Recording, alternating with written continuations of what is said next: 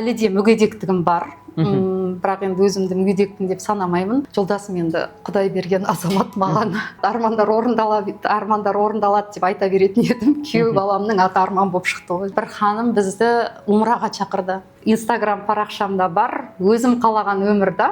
Мен жаман деп келген адамдар ешқандай да жаман емес, менің қабылдауымдағы жаман адам екен. Біздің барлығымыздың предназначениеміз қоғамды өзгертіп, қазақ деген бұрын қандай халық еді, сондай халық жасауда. Армысыздар достар, біздің ойын өзгертіп, өмірін өзгерткен нағыз жеңімпаздардың хикаясын тыңдауға қош келдіңіздер.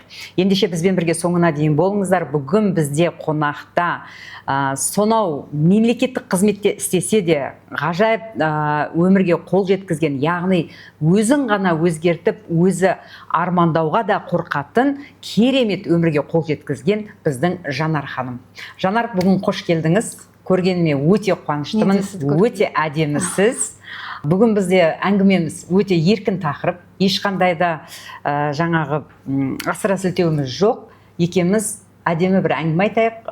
Бұл әңгімеміз ең бастысы бүгін бізді көріп отырған тұрақты оқырмандар үшін өте пайдалы болсын деймін. Ендеше кеттік. Жалпы Жанар кім, қайда тұрады, жаңағы отбасы туралы, балалары туралы қысқа нұсқа айта кетсеңіз. Енді мен қысқаша айтатын болсам, Алматы қаласында тұрамын. Орыс сыныптарына қазақ тілінен сабақ беремін. Қазіргі уақытта үйде жұмыс жасаймын, онлайн сабақтар беремін. Биыл Алланың қалауымен қызымды керемет жаққа тұрмысқа бердім. Ұлым қазіргі уақытта 2-ші курста, нархозда студент. Керемет жолдасым бар. Өте жаңа тамаша. Оның кейін мен өткенде естігемін Лаурадан, сіздің қызыңыз ұзатылып жатқан. Құтты болсын, баға ашылсын. Мамасынан да керемет асып туған сондай бір әулеттің дана анасы болсын деп тілейік. Енді жалпы Жанар, осы өзгеріс деген нәрсе, енді біз ақша тап, байып кет деген әңгіме айтпаймыз ғой. Біздікі жалпы өзің өзгер деген әңгіме.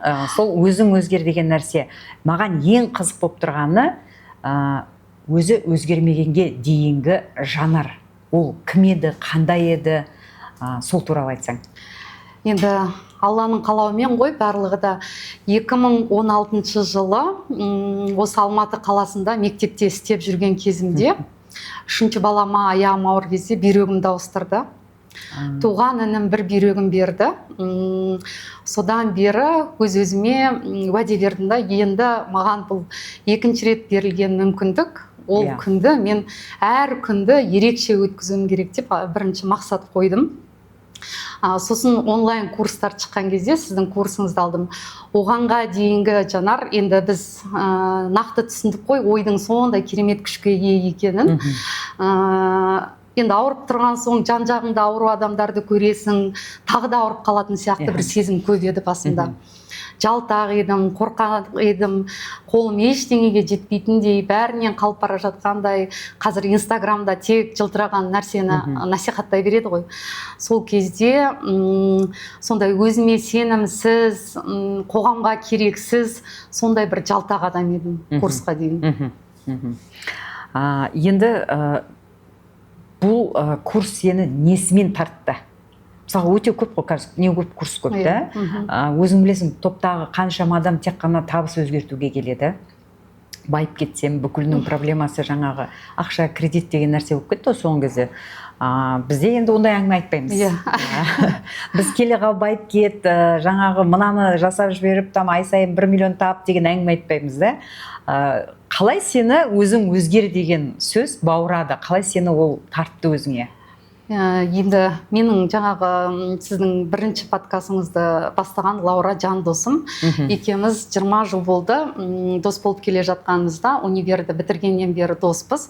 Сол жаңағы операциядан кейін мен Кәмшат деген бір кісінің сабағын оқып жүрмін, оқышы деп жаңағы әперді. Алуыма көмектесті. Сонымен курсты алғаннан кейін ашсам болды, өзің өзгер. Енді бәріміздің жаңағы табыс тапқымыз келеді. Және де мені әлі де мүгедектігім бар. Бірақ енді өзімді мүгедекпін деп санамаймын. Сонда енді ақша ғой көкейіміз тесіп бара жатқан, қайтып ақша табайын десең өзің өзгер дейді. Сонымен алып мен бірақ өте табанды адамын, барлық жаттығуларды жасадым. Сол өзімнің ойымның жемісін қазіргі уақытта көріп жатырмын, айтып жатырмын ғой. Ұлымның да өмірі жақсарды, қызымның да өмірі жақсарды, анамның да өмірі жақсарды. Сонымен қазіргі уақытта шынымен де бір керемет Алланың әр берген күнін сүйіп өмір сүріп жүрмін. Сізге айтар алғысым шексіз, себебі енді осы жерде сіздің еңбегіңізді айта кеткім келіп тұр да. Инстаграм жаңағы ашсаң, мен 100 миллион таптым, ананы таптым дейді. Бізде ондай жарысу жоқ та. Мысалы, Лаура екеумізде біздің жеңімпаздардың арасында табысымен, дүниесімен, мүлкісімен ешкім жарыспайды. Өзінің былтырғы күйімен ғана жарысып, әдемі өсіп келе жатырмыз. Соған сізге көп рахмет айтам. Осындай бір ішкі тірек қалыптаса алғанына Аллаға мың да бір шүкір айтамын да. Рахмет көп. Негізі жаңағы миллиондап хат алып атамыз ғой күніне. Бүгінде мен айттым да, жаңа сауалдама қойдым. Сұрақтарыңыз болса, қоя беріңіздер, жауап беремін деп. Қарап отырсаң, өзің өзгер деген нәрсені, мысалға, енді білмеймін, мына кітапты оқыдыңыздар, оқымадыңыздар, бірақ жалпы өзің өзгер дегенге жалпылама түсініктеме осы кітапта бар. Бұл кітап өзгерістің алғашқы қадам ретінде. Бұл не курс, бұл қандай курс дегенде сұрақ туындап жатыр, негізі сізде қазір қарыз бар ма, сізде қазір қарым-қатынас дұрыс емес пе, сізде қазір отбасылық, я болмаса жұмыста өз мақсатын таппаған, тағы не дейміз, бүкіл жаңа күйзелістің түрі көп, сол қандай да бір күйзеліс болатын болса, бірінші табыс табуға емес, ең бірінші ойды өзгертуіміз керек. Ойы өзгерген адам, ол шын мәнінде өзі өзгереді. Ал енді өзі өзгерген адам, ол өмірде нағыз жеңімпаз болады. Менің бұл подкастты шығарудағы мақсатымда, енді не көп подкаст көп, бірақ тура өзіміз сияқты қарапайым адамдарға, қарапайым тілмен, қарапайым адамдар да қалай өмірін өзгертіп жатқандығы туралы бүкіл ел білу керек деп ойладым да. Жалпы бүгінгі таңда бізде осы кітапты алған кісілерге дәл қазір біз жаңа яғни ішкі образды қалыптастыратын тамаша бір сабақты дайындадық. Ол сабақты осы біздің тұрақты оқырмандар үшін, көрермендер үшін белгілі бір қолжетімді бағада қойдық. Яғни сіз ол жерде өзгермей шығу мүмкін емес. Жанар, сен қай сабаққа қатысып едің? Мен сол басындағы ойыңды өзгерт, өміріңді өзгерт сабағына қатыстым, сосын жаңа менге қатыстым. Жаңа менге қатыстың, яғни адам қандай да бір, мысалға сен нақты айтақшы, не нәрсені қалай өзгерттің? Мысалы, отбасындағы, я болмаса жұмыстағы, я болмаса жаңағы балаларға қатысты да, қоғамдағы орның, или сүйікті ісің деген сияқты. Осыларға бет тоқтап кетсең. Енді сол айтып отырмын ғой, мектепте жұмыс істедім, саяхат жақта, орыс мектебінде сабақ беріп жүрдім, жаңағы денсаулығына байланысты жұмыстан шығып қалдым, содан карантин басталып кетті. Қазір қарасам 2021 жылы қатысыппын. Сосын жаңағы репетиторствоны бастап кеттім да.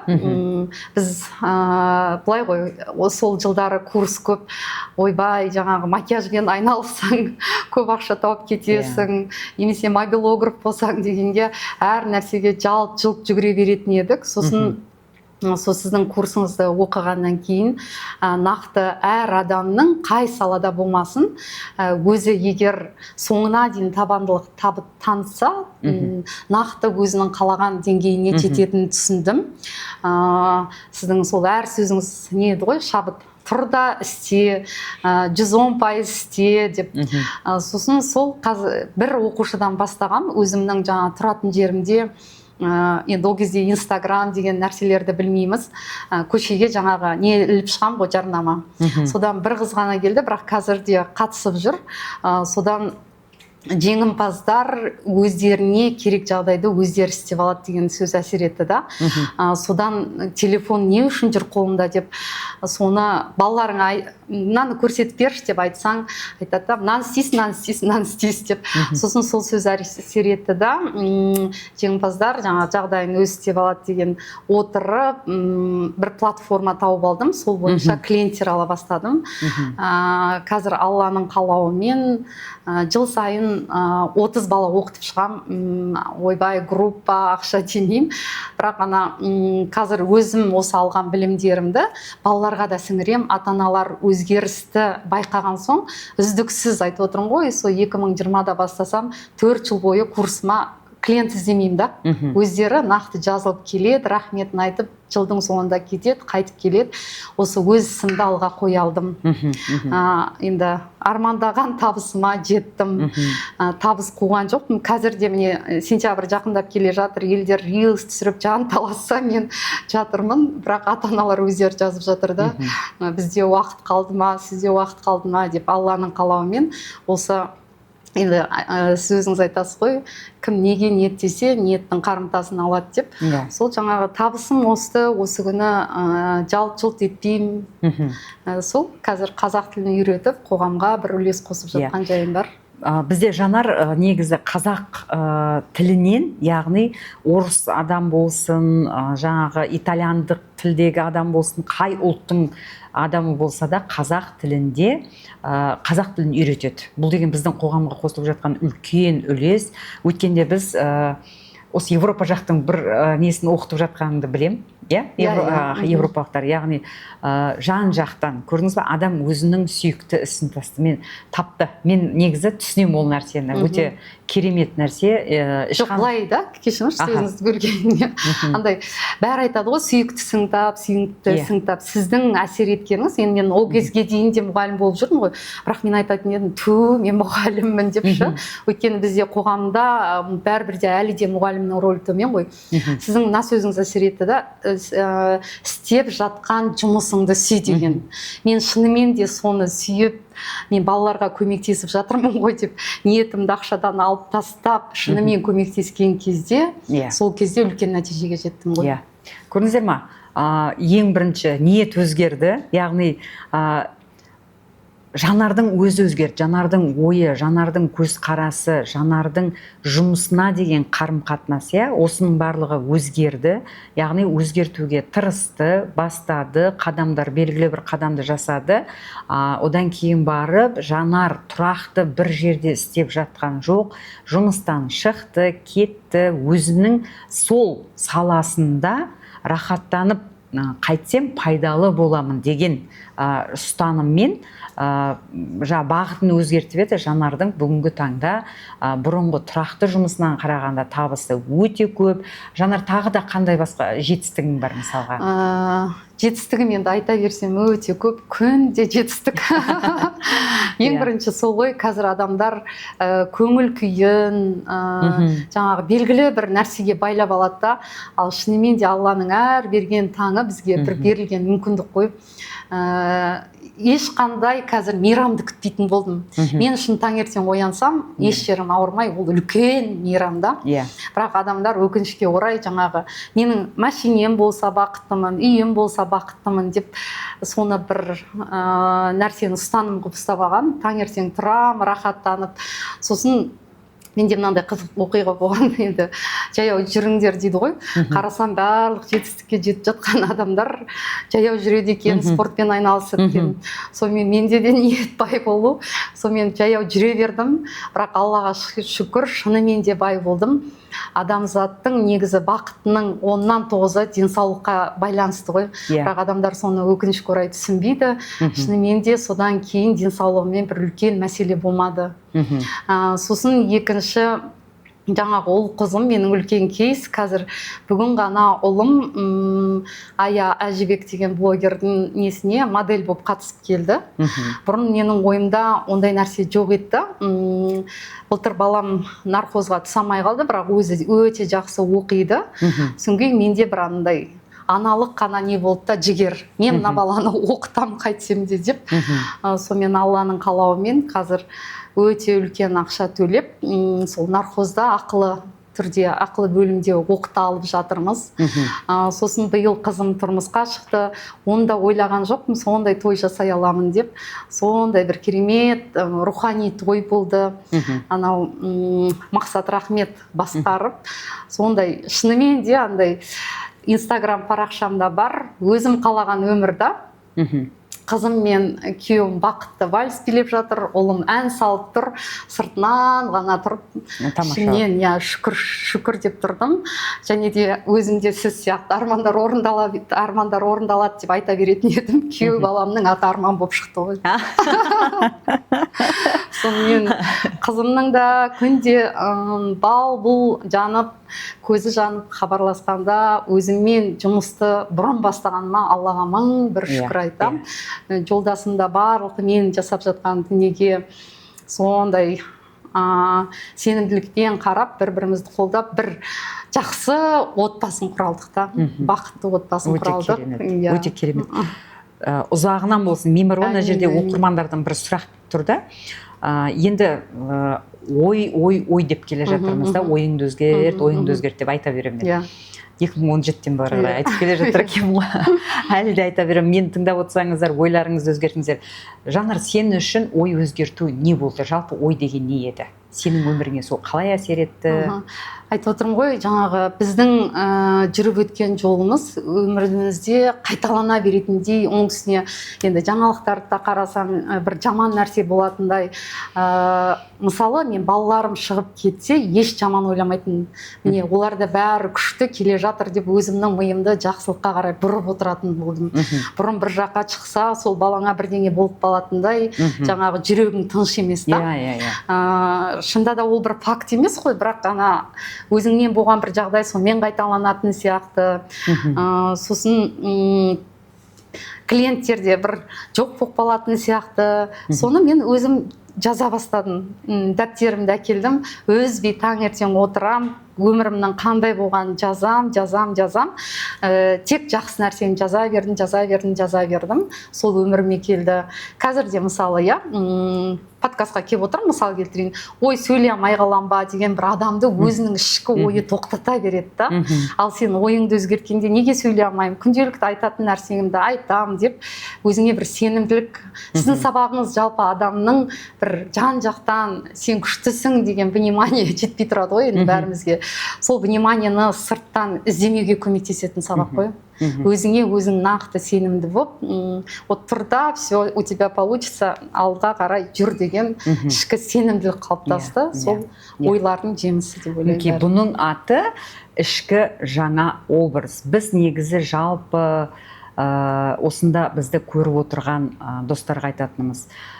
Сен жасай алмайсың, сенде болмайды, қой қайдан айтпа, ол ақша қайдан, кішкене жерге түс, армандамай, болмаса сен жақсысың, жамансың. Осы нәрселерге біз ешқандай анықтама бермей, ешқандай да бұл рас па, өтірік пе демей, сонау бала күннен бастап біз осыған сеніп қалғанбыз. Яғни біз осы нәрсеге сеніп, біздің ішімізде сонау біреулердің айтуымен қалыптасып кеткен бір образ жатыр да, оны көп адам біле бермейді.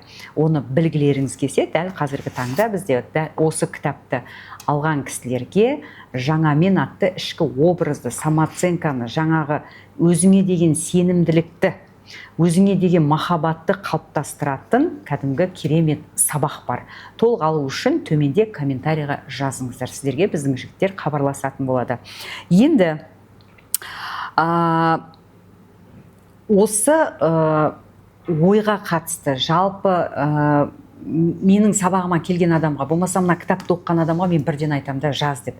Жаңа сен айтып қалдың, жаздым деп, осы жерде отырып мен сенің дәптеріңді көрдім, өзімді көрдім, менде де үйде өте көп, енді бір подкасттарды алып келерім бұйырса, жазған нәрсе. Біз енді оны әрқайсысын оқытпай ақ қояйық, бірақ соны бір жалпылама бүйтіп көрсеткім келіп тұр да адамдарға, жазу деген не нәрсе екенін. Сол бір құпияны шығарып жіберсек. Мен ауырып жатқан кезде енді әр ана қазақтың құндылығы баласы ғой. Сол қызым мен ұлым көз алдымда тұрды. Сонда сабаққа дейін және де менің балаларым өзі орыс мектебінде оқыды. Мен өзім орыс мектебінде істедім ғой. Сосын қызым екеумізде кішкене арамызда түсініспеушілік көп болатын еді да. Олар жаңағы былай бетіңе айтады деген сияқты, соны бір көңіліңе ауыр алып қаласың деген сияқты. Сонымен мен мына жерде барлық жерде қызымның тойын дүркіретіп өткізу деп жаза бердім. Енді айтып отырмын ғой, шынымен дүркіреді. Осында Қуаныш жаңағы деген ресторан бар, мейрамхана. Сол жақта шоу болып өтті. Ол жақтан да жаңағы Арманымның әке шешесі, ағалары біз антрактта билеп тұрдық. Қуаныш Рахым алдымызда өлең айтып тұрды ғой. Енді сол орындалған дүние таң қалдым барлық дүниеге.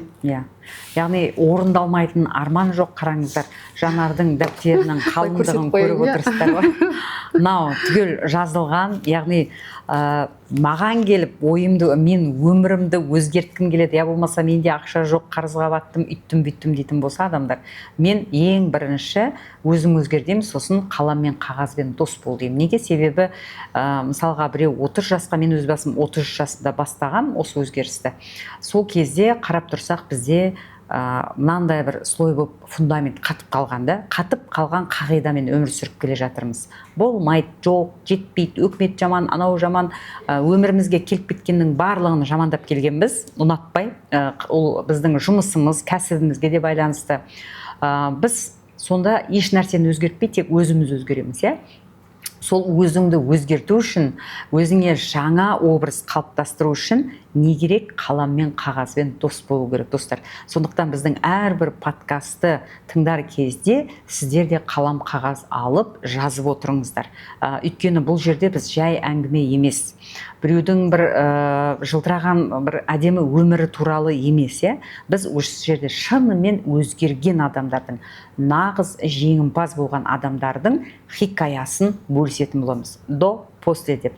Енді Жанар жаңағы табысыңды айттық, бүгінгі таңда өзің қалаған табысқа жетіп жатсың. Сосын мен тағы да айтқым келеді, мына жерде қайбір ата-ананың болсын арманы, баласына дүркіретіп тұрып той жасап беру, қызын кәдімгі дүркіретіп тұрып артында сондай керемет тірегі бар екенін көрсетіп тұрып, жаңағы не дейді, бір азаматтың алақанына қондыру, бұл қай ата-ананың болса да арманы қазақтың. Сондықтан көрдіңіздер ғой, жазыңыздар, үнемі жазыңыздар. Жазған нәрсе, бұны енді бір тағы да алда айтармыз, тоқталып отырып, жазған нәрсе ол кәдімгі теория болып түседі, одан кейін ол кәдімгі мақсатқа айналады. Сен бүгіннен бастап ертең кім боласың, өзіңді соған дайындап жатырсың деген сөз. Мен осы жазуға туралы қызық бір нәрсе айта кетейінші. Менің баламды 8-ші сыныптан кейін осы жақта нишқа самай қалды, РФМШ-ға самай қалды, бірақ өзі жақсы оқитын еді. Сіздің жаңағы айтасыз ғой, сөзіңді өзгерт деп. Сосын балама болмай жатқан кезде айтатын, балам қайыры, саған бір бұдан да күшті нәрсе бұйырып тұр деп. Шынымен де бір мүмкіндік келді да, Польшаға оқуға кетті 8-ші сыныптан кейін балам. Сол кезде жаңағы виза, Польшаның визасы ұзақ шығады. Сол кезде балам жүгіріп келетін ғой, мама сіздің жазғаныңыз тез орындалып кетеді ғой деп, қағазбен қалам әкеп тез жазыңызшы деп. Сөйтіп, шынымен де жазған нәрсенің 100% орындалатынына кәміл сенімдімін. Жанар, мысалға сен тек қана өзің өзгердің ғой. Сенің өзің өзгерген мына жерде бізде көп деген отбасында ер азаматымен, я болмаса керісінше келіншегімен тіл табыса алмай, жаңағы қайын жұрт деген бар, басқа деген бар, балалармен тіл табыса алмай жатқан ата-аналар өте көп. Яғни қыз келіншектер, ер азаматтар көп та. Мысалға сенің өзгеруіңе жолдасың екеуіңнің қарым-қатынасыңа, екеуіңнің жалпы екеуіңе қалай әсер етті? сен ғана өзгердің ғой, мысалға сен ғана сабақ алып бастадың. Енді жолдасыммен де бұрын өте жақсы қарым-қатынаста едім. Мен бұл жерде сыртқы ортамен қарым-қатынасты айтқым келіп тұр да, өйткені жолдасым енді Құдай берген азамат маған. Өйткені енді білесіздер ғой, әйел үйтіп ауырып жатқанда қасында қалатын ер азамат санаулақ деп ойлаймын. Иә. Екі баласына ие болып, менің жоқтығымды сездірмей маңдайынан сипап отырды. Жолдасыммен қарым-қатынасым өте жақсы болды. Мен мұнда сыртқы ортамен араласамайтын. Сосын Кәмшат ханым тапсырма берді да, күнде 5 адаммен амандас танымайтын деп. Не үшін амандасу керек екенін білмедім. Бірақ жаңағы біз не іздеп кетеміз ғой, не үшін деген нәрсені, ондай нәрсені іздемей амандаса бердім. Түсінгенім, адамға мүмкіндік адам арқылы беріледі, сондықтан да адамдармен қарым-қатынасым жақсарды. Сосын жаңағы ешкімді өзгерте алмайтынды түсінем да. Мына жерде енді менің қызымның енесі менің анаммен жасты үлкен кісі болды. Бірақ мен жаңағы ойбай, мен құдағимын, қыз бердім деп көкірек қақпадым. Ол кісі үлкен кісі, не болса да біздің қазақтың тәрбиесінде енді үлкен кісіні сыйлау деген дүние бар. Сондықтан да мен тек ол кісінің айтқанын ғана жасай бердім. Содан қарым-қатынасымыз жақсарып кетті. Жалпы менің айналамен қарым-қатынасым жақсарды өзім өзгерген кезде. Мен жаман деп келген адамдар ешқандай да жаман емес, менің қабылдауымдағы жаман адам екен. Ол туралы да жазған нем бар. Это кімнің несі бар ғой, алғыс әкеге, алғыс шешеге, алғыс елдің бәріне деп. Қарақаттың алғыс күнінде қазір әр адамға өмірімдегі жылап тұрып хат жазам. Өйткені шынымен де жаман адам жоқ екен. Осы жерде енді менің өзімнің болашақта кітап жазғым келіп жүр. Сіздің жолыңызды қуып, сол бір оқиға есіме түсіп отыр да. Бір Кореяның киносы, жаңағы күйеуі басқа әйелмен көңіл жарастырып кетеді. Енді міне әйел ажырасамыз деп отырған кезде әкесі бір алма алып келеді. Содан ана алмалардың жартысы шіріп кеткен, жартысы жақсы. Сосын әкесінің даналығы ғой, сонда айтады да қызына, ой, мына алмаларды сен үшін әкеп едім, андай жаман болып кетті ғой, тастай салшы деген кезде қыз айтады, мен қалай тастаймын, мына алманың мына жағы жақсы ғой деп. Сол кезде айтады, көрдің ба, сенің күйеуің де ешқандай жаман адам емес. Сондықтан да балам, осы жерден әңгімеңді тоқтат дейді ғой, қазақша айтқан кезде. Сөйтіп екеуі жақсы өмір сүріп кетеді. Сол өзіңе байланысты ғой, сенің ойыңда ол адам қандай, сол очкимен көріп жүресің да, ол адам шынымен де жақсы адам болады. Кез келген адам, мен ойлаймын, жақсы адам. Барлық адам жақсы. Мен ана таң атқаннан бастаймын ғой, сүй деп. Жекемен хаттар келгенде сүйе алмайтындарын айтып, жаңа нелерді ше, кейде жүрегің ауырады да. Бүйтіп қарасаң өте қарапайым нәрсе, бірақ қаншама жақсылыққа есік ашатын, қаншама сенің өміріңдегі жақсылыққа да бүкіл мүмкіндікке жол ашатын дүние бұл жақсы көру, сүю. Сонда жаңа мен бетем, сен деймін да, ол адамды қарашы, сені де, мені де, оны да бәрімізді Құдай жаратты деймін. И сол туған кезімізді үшеуміздің де бірге есіңе алшы деймін да. Кішкентай шақалақ болып келдік. Мына әлемнен мүлдем хабарымыз жоқ. Енді ол адам қаншалықты махаббат алыпты, қаншалықты оны жақсы көріпті біреулер. Ол қандай ортада өсті. Сондықтан достар, мінсіз адам жоқ. Іздесек мін жетеді. Дәл қазір шұқылап қазбаласақ, бәрімізде әлгі жарақат, травма деп жатады ғой, жеткілікті. Оны қазбалауға иттақты біз сонымен өкініп, жылап, сықтап өткенімізді кешіре алмай, босата алмай, елдің бәрін жек көріп, қанша уақытымыз өтіп кетті. Қалған өміріңізді ары қарай жақсы көруге арнаңыз. Бұл өмірден сүймей, жақсы көрмей, махаббатты алмай, бермей өтіп кетпеңіз. Сондықтан бізбен бірге болыңыздар. Бұл жерде жақсы көруді, сүюді, махаббатты айтатын боламыз. Енді Абай айтады ғой, адамзаттың барлығын сүй, бауырым деп дейді да. Негізі Абай толған керемет. Өте дұрыс айтасың. Мысалға, біз адамның ішкі әлемі өзгерген кезде, негізі, мен всегда айтатыным, мынау бір қабат көздегі пленка, черно-белый болып қалған пленка шешіледі да, сен уже маңайыңды әдемі жағын көре бастайсың. Менің маңайымда түрлі адам бар екен. Тіпті бар адамдар бірін-бірі жақтырмайды. Таниды, мен олардың ортақ досымын, бірақ бірін-бірі жақтырмайды Жанар. Бар. Иә, сонан кейін мен бәрімен бірдей араласам. Қарап тұрсаң, анада да мін жетеді, мынада да мін жетеді. Біз егер адам таңдай берсек, мінсіз адам іздесек, адам қалмай қалады, жападан жалғыз қаламыз. Әр адамның өзінің тағдыры бар, әр адамның өзінің жаңағы көрген тауқыметі неше түрлі, иә? Кешіріңізші, мен тілші ретінде қосып берейін деп па? Ендеше толқапты деп.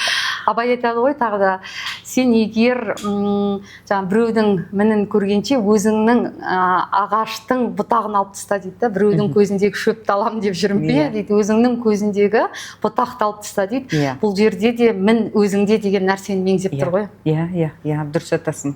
Ал енді Жанар қандай міндерін алып тастапты осы жерде? Мен адамдарға көп ренжитін едім. Жаңағы бізде не ғой, әлі де адамдар айтып отырмын ғой, жаңағы маған аурумын, мен ауруған үкімет емес қой енді. Маған үкімет жаңағы міндетті, әкем ананы міндетті, шешем ананы міндетті, күйеуім ананы міндетті деп бәрінен бер деп отыратын едім. Сосын жаңағы өзің өзгер дегеннен кейін мен шынымен де беруші болдым да. Шында да неге мен қайын жұртыма бере салмаймын, неге мен әке-шешемді сыйлай салмаймын деп бәріне мен Алла тағала беруші құл қылған кезде өмірім жақсара бастады ғой. Шынымен де жарқырап, неге адамдар қазірде түсінбейді, жақсы көр дегенді бір эгоизм демейді, эгоизм деп ойлайды да. Негізі сен өзіңді жақсы көрсең, сен жақсы нәрсені ғана аласың. Ал жақсы нәрсені ала алсаң, сен жақсы нәрсені де бере аласың да келесі адамға. Сондықтан да өзіңді жақсы көру деген ол бүйтіп барды жапсырып алу емес. Мен қазір сыйлық сыйлаған кезде адамға, мынау сол адамға қуаныш сыйлай ма деп сыйлаймын да. Өйткені мен сол сыйлықты алған кезде қуанар едім деп өзімді оның орнына қоямын да. Сондықтан да сол өзіңді жақсы көру дегенде тамаша бір керемет дүние ғой. Адам өзін жақсы көрмей, өзіңнің бағаңды, құныңды, бойыңдағы әдеміліктерді көрмей, сен не күйеуіңе, не әйеліңе, не достарыңа, не басқаға мені жақсы көрмедің деу нағыз эгоистік. Сондықтан біз айтып отырған жақсы көру, бұл Құдай сені міне осы болмыспен қалай жаратты, тура осылай қабылдау. Мен мынандай жетістікке жетер едім, но мұрным мынандай болып тұр, но аяғым бүйтіп тұр, болмаса көзім анандай деген, яғни бірақ деген нәрсені қоспай, тура осылай. Мені де жаратқан Құдай, Жанарды да жаратқан Құдай неткен шебер, екеуміз де әдемі болып отырмыз, бірақ екеумізді екі бөлек бір өзінше ұқсатпайтын, бір-біріне, мына ғаламда қаншама адам бар, бір-біріне ұқсамайтын, бұны бізді суреттеп салып шығарған шебер Құдай. Оған қалай біз но, бірақ деген сияқты мін тағамыз, Ал енді қалған анандай мінез, құлық деген нәрсенің барлығы бұл жүре келе жабысқан дүниелер. Яғни бізге ешкім дұрыс өмір сүру қағидасын берген жоқ. Мектепте үйреткен жоқ, университетте үйреткен жоқ, магистратура, докторантура еш жерде үйреткен жоқ. Бұл жаңа Шәкәрім айтады ғой дейме, тал бесіктен жер бесікке дейін білім деп. Міне осы білім, мен бұрын диплом деп ойлайтым. Колледждің дипломын алсам, институт алсам, одан ананы алсам депші, білімді деген сөйтіп ойлайтымын. Қазір де арамызда қаншама адам, мысалға 3-4 диплом бар адамдар бар. 2-3 жаңағы жоғарғы оқуды бітірген кісілер бар да. Достар, білім деген ол міне өзіңді тану, өзіңді білу, өзіңмен күресу. Мен қоса кетейінші. Енді мен мұғалім болған соң айтады ғой, тәрбиесіз берілген білім адамзаттың қашауы деп. Осы қазақи тәрбиені ұстансақ, ешқашан жаман болмаймыз ғой. Біздің тойда сол Мақсат Рахмет айтып жатыр да, қазақ ұшақ ауызбен баласын тыйған деп. Обал болады, жаман болады, ұят болатынын ұстансақ. Енді қазір шынымен де Инстаграмға шығуым керек деген бір менде мақсат тұр. ол менің көздегенім жаңағы сіздің сабағыңызға қатысып тағы ниетті түсіндім да, өзімнен әрқашан тамақ жасасам да, бір жаққа бара жатсам да ниетім не деп сұрап отырамын да. Ниетім сол қазаққа үлес қосу, әй адамдар тоқтаңдар деген келеді да. Жылтырақты қумаңдар, бәріне жауап береміз ертең. Осы қазақтың құндылығын ұстап қалайықшы деп. Қызыма да міне тұрмыс құрды ғой, әй жаным үлкен сыйлай бер, үлкенді сыйлай бер деп, өзімде ата-анама, енеме, жан-жағыма өте көп көңіл бөлемін. Сосын жаңағы сіз айтып жатсыз ғой, тағы нең өзгерді деп, қорқынышты да жеңе алдым да. Бұрын жаңа айтып отырмын ғой, бір нәрсе істесек өмір болмай қалатындай қорқыныш тұратын бойымда. Сол қорқынышымды жеңдім. Балаларға да айтып отырамын, істеп көр, барып көр, 110% істеп көр деп отыратын болдым. Сосын жаңағы сенімділік қалыптасты ғой.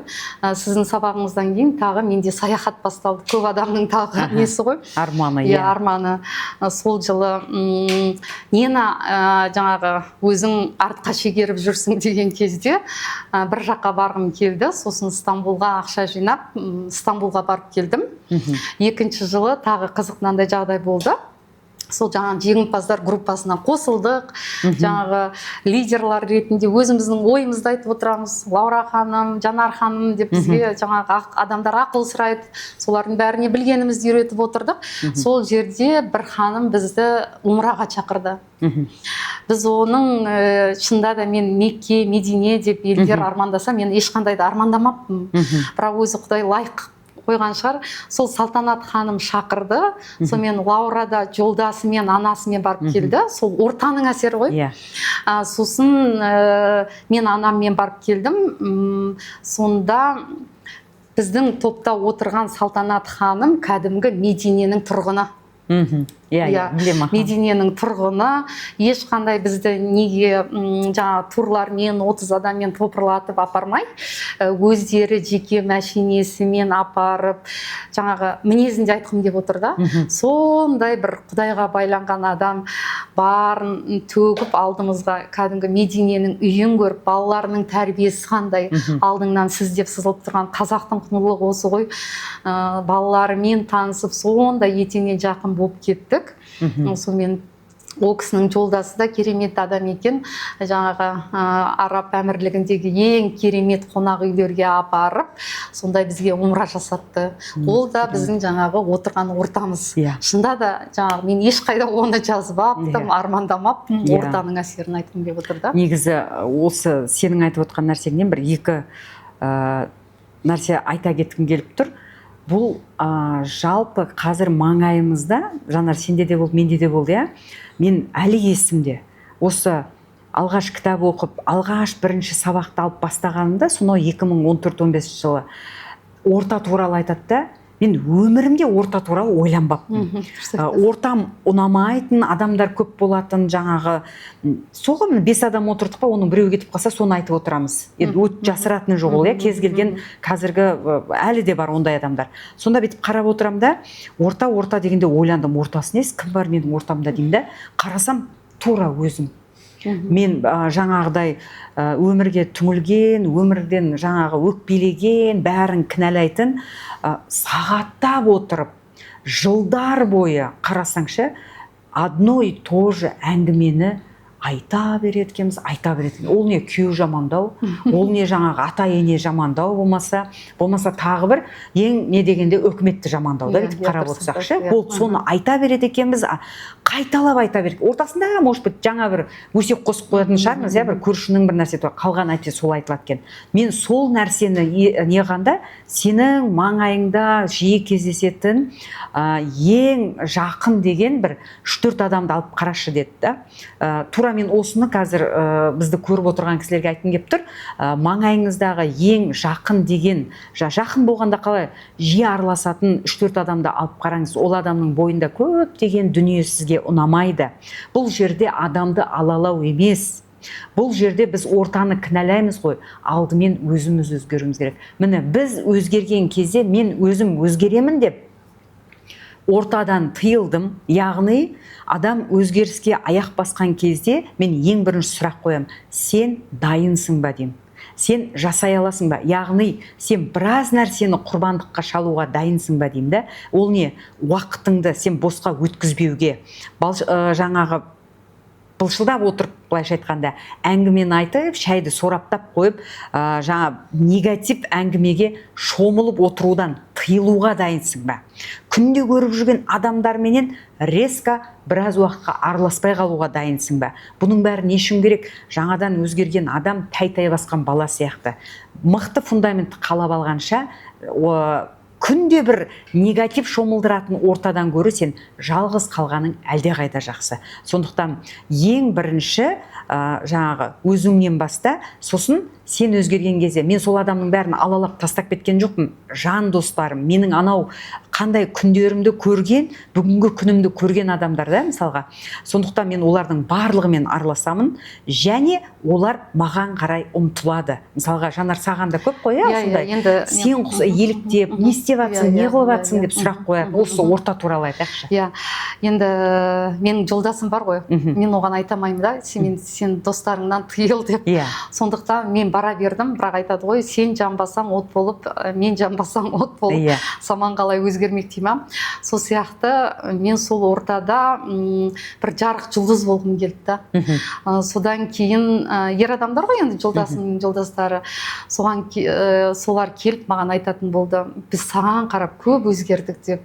Басыңнан сондай қиыншылық түссе де бір көңіл күйіңді түсірмей, қалай жарқылдап жүресің деп.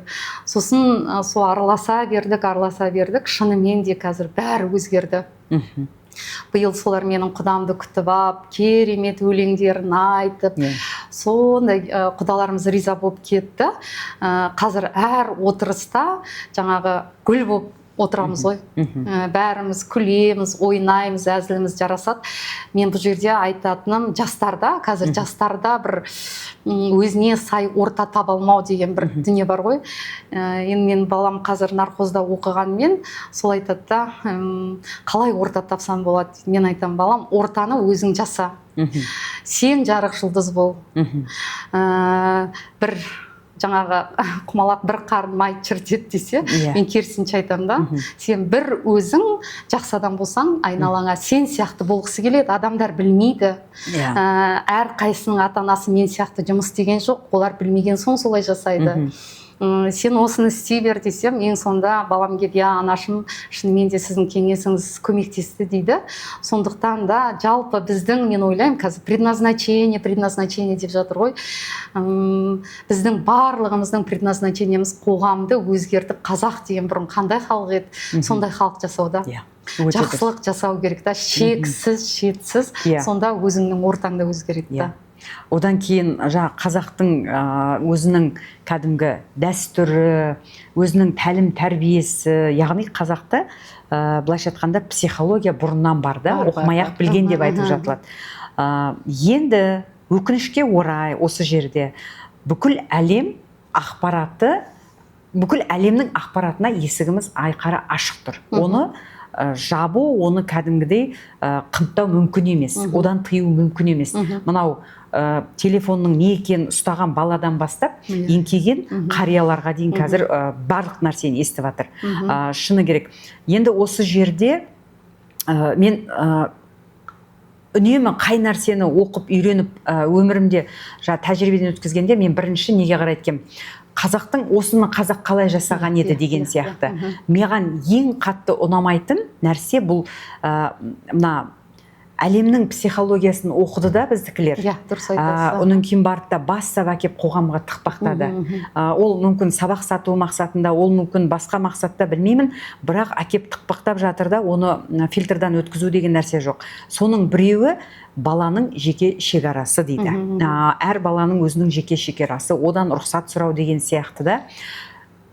Мен білетін, сен де тура менің сияқты, менің возрастымда балаларды тәрбиелеп отырсың ба, екеуміздікі бірдей балаларымыз, Қазіргі балалар негізі вниманияға шомылып өсіп жатқан балалар. Қазіргі балалар ерікке берсең, негізі эгоист болып туылған балалар, бірақ ерік берсең одан дары. Бере бер дейтін балалар. Бірақ мен өз басым былай тыйдым. Мысалға, баламды әр балаға бір бөлме жасап бермей қойдым. Менде мүмкіндік тұрды, үлкен үй алып барлығын бөліп тастауға, бірақ мен жасамадым.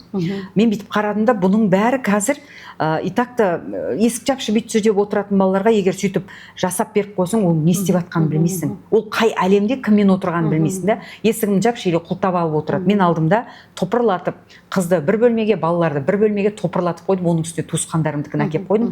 Мен өзімнің немнен алдым, балалығымнан. Мен 6 бала, біз бір қазақ үйде өскен балалармыз, қойшының балалары болып та. Ол үйге қонақ та келетін, ол үйге жаңағы білмеймін туған туыс келіп жататын көмекшілер мысалға да, бірақ біз өстік. Біз сонда нәтижесін қарасам, біз өте бауырмал болып өстік. Біз бір-бірімізді қатты сағынатын бауырлар болып өстік. Бір-бірімізді іздейтін. Ал енді менің возрастымда жалғыз өзі болған жаңағы бар болатында қыздар қызығатымыз. Бүкіл киім әке-шешесі соған әкеп береді. Оның өзінің жеке зубный щеткасы бар дейтіміз. Міне бізде болды ма зубный щетка жоқ па білмеймін, олай қарасаң. Мысалға сондай нәрсеге қызығатынбыз да бар банаға. Мә, біз немеге 6 болғанбыз, бізде жоқ деп жаңағы киіміне қарапшы. А бірақ шыны керек, оған қарағанда біз бүкіл нәрсесін ана эгоист балаға беріп өсірген ата-ана ондай жеміс алмады. Ондай жеміс алмады, оны көріп отырмыз бүгінде. Бірақ біз бәрімізді бүйтіп өсірген біздің ата-анамыз әлдеқайда бақытты, бізге қарап ананың бір жер бүйтіп қапты десе жанымыз ауырып тұрады да. Сондықтан мен осы қазақи тәрбиені өзімнің балаларыма салдым. Мысалға да мен жаңағыдай негізінде зәулім біздің сабаққа қатысқандар жалпы жоқ, мен өзім жоқпын да, өйткені анандай бір үлкен дүниені көрсету, зәулім бір нәрселерге жоқ екенбіз да. Біздің сабаққа қатысқандардан да мен ондай нәрсені көрмеймін, алып жатса да.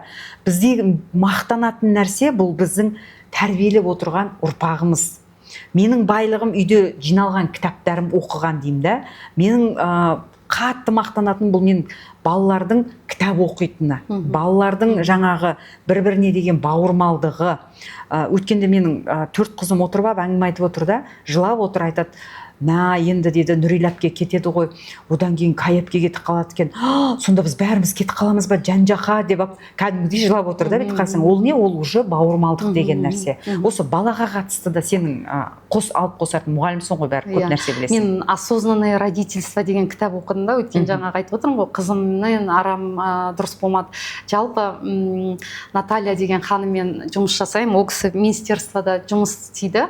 Сол кісі айтады да, психолог деген кім дейді, ол дана адам дейді да. Ал дана адам деген кім дейді? Дана адам деген сені тыңдай алатын адам дейді да. Балаларды тыңдасаң, негізі бала деген сондай көңілі аппақ, жүрегі аппақ адам ғой. Оларға да кім Абырай айтады ғой, 2 алма ағашын көрсетеді да. Содан кейін алма ағаш неге қисық десе, тәрбиесі қисық дейді. Енді оны түзеуге бола ма десе, өте қиын дейді. Мен қазір келіп жатқан негеде қарным ашады. Мен мысалы негізі қазақ тілін үйретпеймін. Негізі балаға. Баланы шыдамды отырып еңбекқорлыққа баулаймын ғой. Ең бірінші.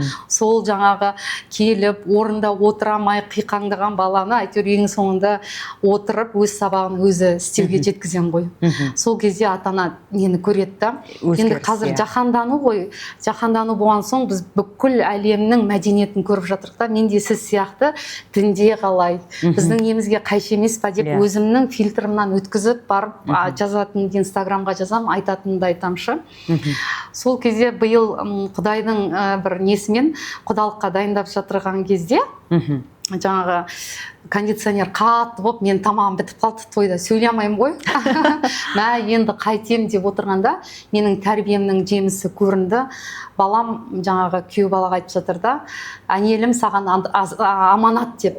Орыс классының баласы, енді үйде орысша сөйлемейміз, бірақ аманат деген сөздің мағынасын біліп тұрғанда, менің жүрегім, аналық жүрегім қатты жылап тұрды да, "Мә, мен қандай балаларды тәрбиелегем" деп.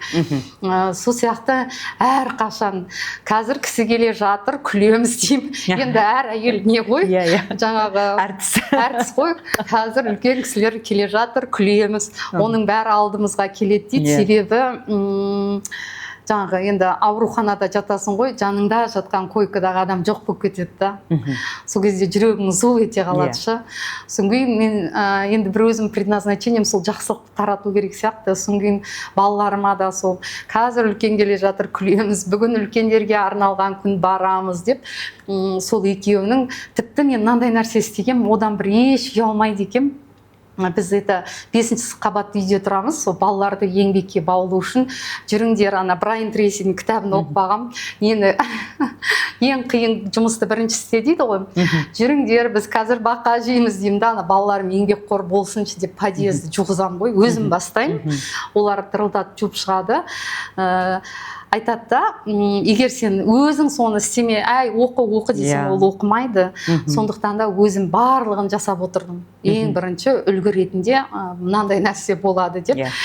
Содан кейін да қызымды айтып жатыр да, мама, мен сіздің бір рет енемді айтып жатыр да, сонымен бір ай шай дескеніңізді көрмеппін деп. Мен шай дейстемаймын, өйткені мен болашақ енемін ғой. Маған бәрі қайтады.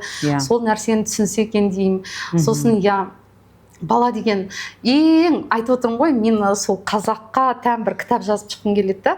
Менің балаларымның тәрбиесін енді білмеймін, болашақта қалай болып кететінін. Мына нәрсеге ұстанам, бала тәрбиесінде 5 жасқа дейін жаңағы патшаңдай күт, 15 жасқа дейін құлдай жұмса, содан кейін жаңағы досыңдай сырлас деп. Сосын мен балаларыма мына нәрсені сіңдірдім ша. Енді мен көп бала тәрбиесі болып кетті. Ең бірінші сендер не істесеңдер де мен бірінші білуім керек деп үйреттім да. Өйткені сендер бірдеңе бүлдірсеңдер, оны түзейтін барып мен. Ол өтіп кеткен соң айтпай, бірінші маған айтайықшы деп сол тірек бол алдым.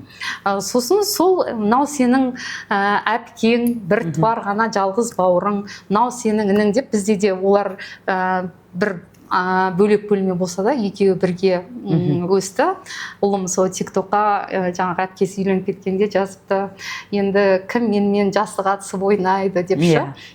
Не ғой, айтады ғой, адамның ең бір кереметі бауыр ғой. Ең кереметі бауыр, оны жаңағы неде де бар ғой, бір мысалда, әйел жолда, қатын бала белде, бауыр деп. Сондықтан мен өзімде бауырларыма сіз айтпақшы, Алла разы болсын деп, махаббатымды шаша берем. Жалпы бауыр деген ол сенің, сіз де бауырымсыз, басқа адамдар да бауыр, соны түсінсек деймін да. Өте дұрыс айтасың. Мен ойлаймын, біздің әңгімеміз негізі күшті жалғасып жатыр, күшті кетіп жатыр да, бірін-бірі толықтырып. Мына өкінішке орай енді жоқ емес бар, бауырларымен кәдімгідей ырылдасып, тырылдасып жатқан кісілер де бар.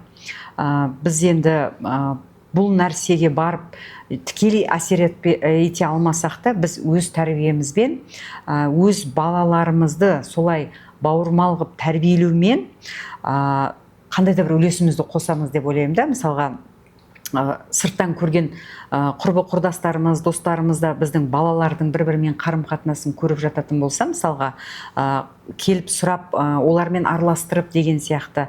Жаңа бір айтып кеттік, орта, баланың ортасының да қалыптасуы. Осы жерде мен бір нәрсені айтайын, осы біздің балалар мектеп бітіп жатты, үлкен ұл.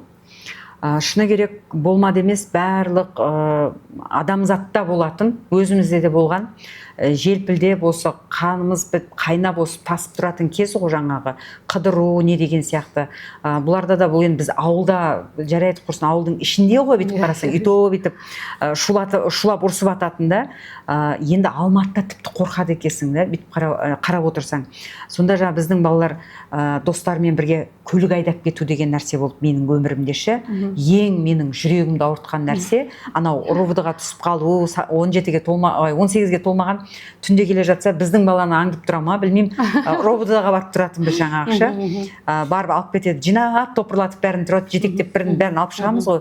Ол түк болмай қалды, көлік айдап кетті деген кезде, естіген кезімде мен жүрегім тоқтап қала сақтады. Мен мынау, не болады мынау ертең дедім да. Бұл бәрін бүйтіп қойғанда жаңағы біреудің өмірі ғой, былайша айтқанда біреудің өміріне тікелей не болып тұрмын да. Сосын ұрсып көрдім, бүйтіп көрдім, бірақ шынымен де мен баламды өзім қалдыртып шетелге алып кеттім ғой.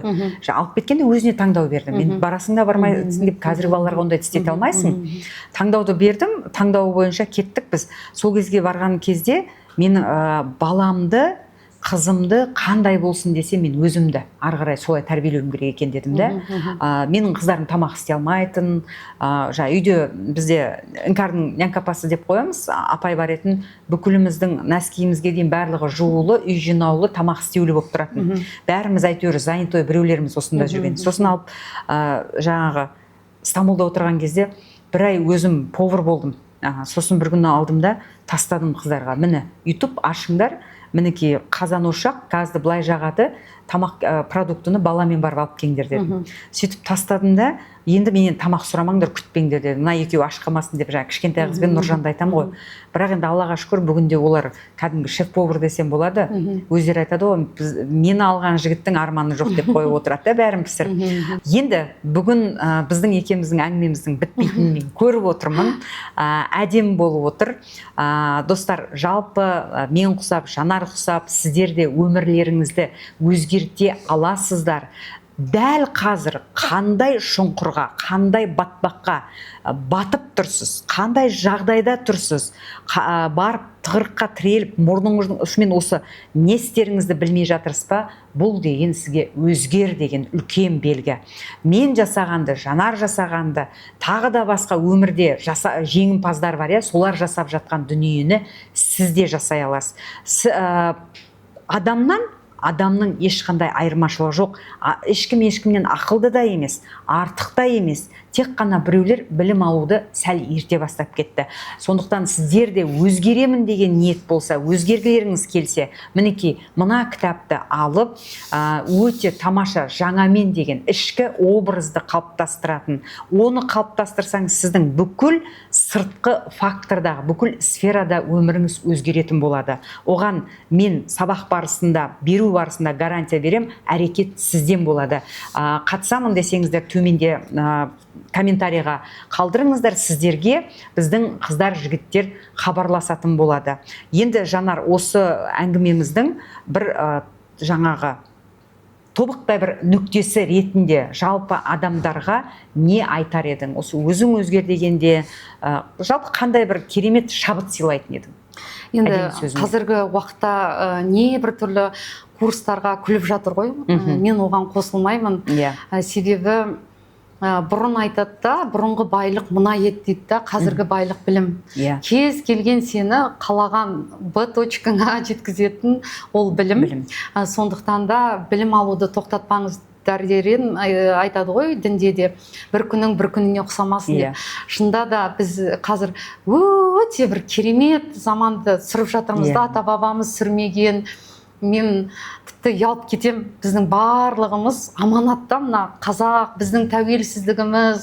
Сондықтан да үлкен адам ретінде біз жастарға не қалдырып бара жатырмыз? Егер өзіміз өкпеге, ренішке толы болып, жылап отырсақ, не қалдырамыз оларға деймін да? Сондықтан да айтады ғой, ана бір ақылды кісінің сөзі, көбелек қолымда тірі ма, жаңағы өлі ма десе, бір шәкіртіне сұрақ қояды. Сол кезде егер өлі десе ұшыра салам, тірі десе өлтіре салам дейді. Бірақ сол кезде ол студентте есінде болса, бәрі өз қолыңда дейді да. Сол сияқты шынымен де өзіңнің ойыңмен жұмыс істеп, қандай да болмасын курсқа қатыссаң, ол түбі бір өміріңде үлкен өзгеріс алып келеді. Мысалы, менің қазіргі таңда үйде отырамын ғой, көлігім бар, оны 5 күн тұрады, 2 күн ғана мінемін. Қалаған өміріңе жетуге болады. Қандай не болмаса да, точка болса да, сіз айтпақшы, біреулер жаңағы білімді кеш алады, біреулер жай алады. Сондықтан да білім алуды тоқтатпаңыздар дер едім. Көп рахмет. Достар, бір кездері мына жаңағы ауыл шаруашылығы, осы жер қазу, жырту, егін егу деген бір революция болған. Одан кейін не болды?